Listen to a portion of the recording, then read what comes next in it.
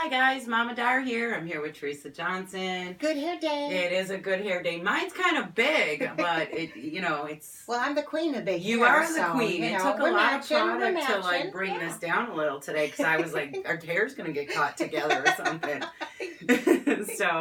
But today we wanted just to discuss the signs that you're an empath. Yeah, there's been a full moon. Full moon was in Sagittarius. There's a lot of energy going on out there right now.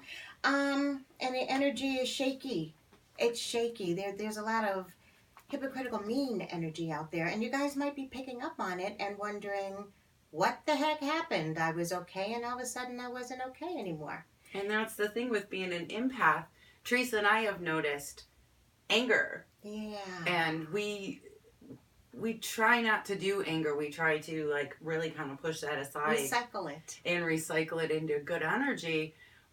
But we're picking it up. It's very strong right now. And it's very hard to avoid it or to run from it. So what we'd like to do is talk about where the anger may be coming from in the hopes that maybe you can pick up on it and then recycle it as well. It's called being an empath. And an empath is someone who is highly aware of the emotions of those around them, to the point of feeling those emotions themselves. Empaths see the world differently than other people. They're keenly aware of others, their pain points, and what they need emotionally, including anger and depression. Not just emotions, though. Empaths can feel physical pain, too, and can often sense someone's intentions or where they're coming from. In other words, empaths seem to pick up on many of the living experiences of those around them. So what we want to do is talk about 13 signs to see if you are an empath. And that's the whole thing. A lot of people don't realize, and they're thinking, oh gosh, what's wrong with me? And you're picking up other people's emotions and keeping it. Mm-hmm. And you need to recycle that. You need to say in your head, this is not mine. And being friends with other psychics, we'll get the phone calls amongst ourselves, and it is the advice that comes out of our mouth right away. Theresa will go, oh, Darlene, that's not yours. And then it prompts me to say good day to that energy, because it's not mine. It's not mine. And if you continue to keep it, it literally can make you sick. It can cause anxieties and panic attacks. And physical pain. Don't forget about physical pain that shouldn't belong to you. Stomach issues. It can cause all those things. So if you're not aware, or you see this amongst one of your other psychic or empathic friends, say it. Tell them, this isn't yours. Get rid of it. So let's go through the signs, Miss Theresa. Signs of an empath. You take on other people's emotions as your own. This is the classic #1 trait of an empath. No matter what someone else near you is feeling, even if they think they aren't showing it, you're likely to pick up on it immediately. But more than that, you may actually feel the emotion as if it were your own, essentially absorbing it or sponging it up. If the depression is not yours, be self-aware of that and work to get rid of it. Absolutely. And I think that's one of the hardest things, is the sponging up. And if people aren't aware that they're an empath, they might shy away from going to parties or things like that. Yeah. They need alone time. But once you can identify that you went to a party and picked up that, you can quickly disperse this and enjoy your life. And that's why we're here today, is to explain to you, even if you are an empath and you have all of these things, you still can have a very, very productive life, because you can put the tools together to take care of yourself. And an emotionally healthy one. Very, very. Okay, #2. Sometimes you experience sudden, overwhelming emotions when you're in public. It's not just in one-on-one conversation where you sense the emotion of others. It can happen at any time. And there's other people around, and without warning. If you are an empath, it can be very challenging to go to public spaces, because you may suddenly find yourself filled with emotions that came out of nowhere, or more accurately, from someone else in the area. And they do not have to be very close to you for this to occur. I've been places and just having a great old time, and then all of a sudden I'm in tears and I'm we'll look at each other and be like, why the hell am I crying? It happens. And don't think it doesn't happen to Theresa and I too. Just because we have all this on doesn't mean that we haven't cried today. I do not go to malls very often, but if I do have to go to a mall, I try to park as close as I can to the store I need to go through. And then I power walk through the halls of the mall. And she does walls up. She sees nothing. I am focused on where I have to go. And people have said, you blatantly ignored me in the mall. No, I didn't. I really didn't see you, hear you, feel you. I was just focused on where I had to go so I could get there, emotionally speaking. Mm-hmm. And we have to protect ourselves in this manner. I think actually the worst store to go to is Walmart. Yeah, I know. Walmart's a tough one. I know. The walls up at Walmart. Especially during a full moon. And, yeah, full moon, Walmart, I don't go. I will stay in my house. So will I. Okay. So number 3. The vibe of a room matters to you a lot. You walk into a room, you're in a good mood, you're healthy, and all of a sudden you hit a wall of negativity. Ugh. Empaths are extremely sensitive to the feel or atmosphere of their surroundings. When surrounded by peace and calm, empaths flourish because they took on those qualities internally themselves. For the same reason, places of beauty can be transformative for empaths, whether it's a quiet garden, a beautiful bedroom, or the halls of a museum.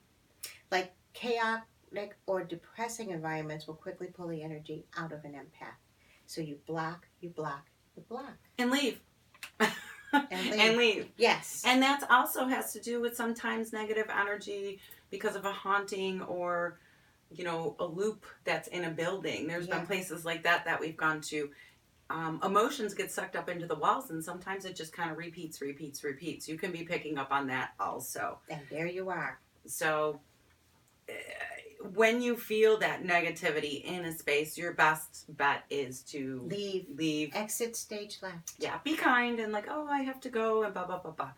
But leave. If it's uncomfortable, it's for a darn good reason. And I always feel it's my angels kind of pushing me out of that situation. Use that.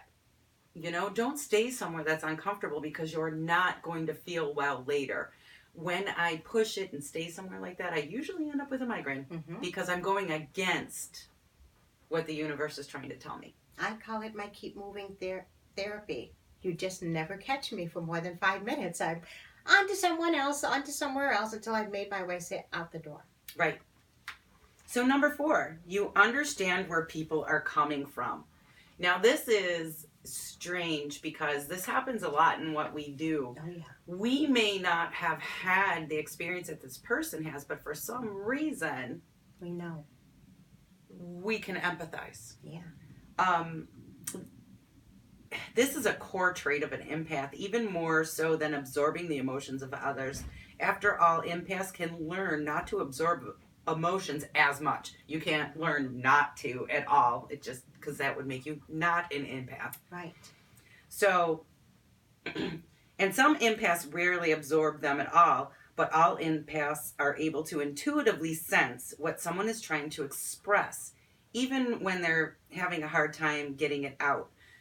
So empathy is huge in an empath, and that's what we do. After all, fundamentally, after understanding and connecting with others, and that's what it means to sense where people are coming from. So you will find that you'll just have that conversation and you will have the correct words for that person. At the right time and in the right place because the universe sent them to you. And for some reason, an empath, that crown chakra will open and the energy will come in from the top, and the angels and your spirit guides will give you what you need to help that person. And that helps immensely because it's not of you, it's coming from our help. And this song comes to mind from Frozen, Let It Go, after that. Yeah. Because after you've done your job, after you've helped, you have to let it go. You'll notice a lot of healers, a lot of empaths, psychics, you'll see them do this. Yeah. And that's brushing off cleaning energy. Our own aura. We're You need to brush own that energy. Get it away. Mm-hmm. Because if we kept everything with everybody that sat down with us, we'd be in a corner. We wouldn't be able to do our job. No, we'd be in a corner rocking. Yeah. And there's a lot of times there's a self-preservation thing while you're doing this is, I don't remember the reading before because it's not my message. It's not my opinion. It's coming through. So a lot of times I don't remember, and that is a self-preservation thing because we can't. You have to let it go. You know, and that's a blessing for us. Otherwise, seriously, we would be in a corner, not very healthy ourselves. Right. Okay, number 5. People turn to you for advice. No, that never happens. This kind of goes along with you understand where people are coming from, because a lot of times empaths have so much experience. They have so much life experience that when people talk to you, it's, oh, I know this one, or I've been there, or I've felt this, or I know what you're going to say next, and I know what I'm going to say. Yeah, there's a lot of deja vu, I think, involved with that. Yeah. It feels deja vu-y. And somehow you give off this vibe, this empathic vibe of compassion, and people know that they can come to you in a safe manner and that it'll be safe talking to you. So if you feel like you're a psychologist and you've never been trained for it, first of all, let me tell you, some of the best psychologists are bartenders and hairdressers because they've heard it all. Yeah, seen it and heard it all. Second of all, you don't have to go to school. You don't have to have a bachelor's or a master's degree. You just have to be an empath. That's it. And kind. Yes, and kind with compassion. Mm-hmm. That's it. And number 6 is tragic or violent events on TV that can completely incapacitate you. This happens to me. I cannot watch violence. I can watch a ghost show, scary. Mm-hmm. I cannot watch like World War, and I think that has to do with some things in past life too. Definitely. But I feel what's happening on the screen, and why would I want to put myself through that? Which is why the television has a power off and on button. Mm-hmm. And you don't have to feel guilty because you're not watching this. You don't have to feel guilty because you've turned it off. Instead, realize that this is unhealthy for you and turn it off. Yeah. I try not to watch the news a lot. Not that I want to be undereducated in any means. Mm-hmm. But if it's a big natural disaster and lots of people have passed and, you know, there's been car accidents, I can feel my heart bleeds and I can feel what other people are feeling. And you can't take it with you. You cannot take it with you. But the only thing to do is offer up a prayer to the universe for healing and then turn it off or turn the channel. Yeah, absolutely. Number 7, you can't contain your love of pets, animals, or babies. Oh gosh, no. Now, it's wonderful to hold a puppy. It's wonderful to hold a kitten. It's wonderful to hold a baby. But you have to be careful when you're an empath because you can turn into the weird cat lady very easily. Yes, and you're just mush all of a sudden. You're just mush. And all of a sudden you find yourself with 10 cats, 50 puppies. Yeah. And nobody will let you have their baby because all of a sudden it's like, no, thank you. Yes. So the reason why you feel this way and why you want to bring everybody home is because you're an empath. But you have to get that in check and make sure not to go to the SPC and adopt everybody all in the same day. Yeah. So you have to make sure. Pet, love, hand back. Yes. Okay? And I don't think we've ever come to the conclusion the number that makes you a cat lady. I don't know. I have 4.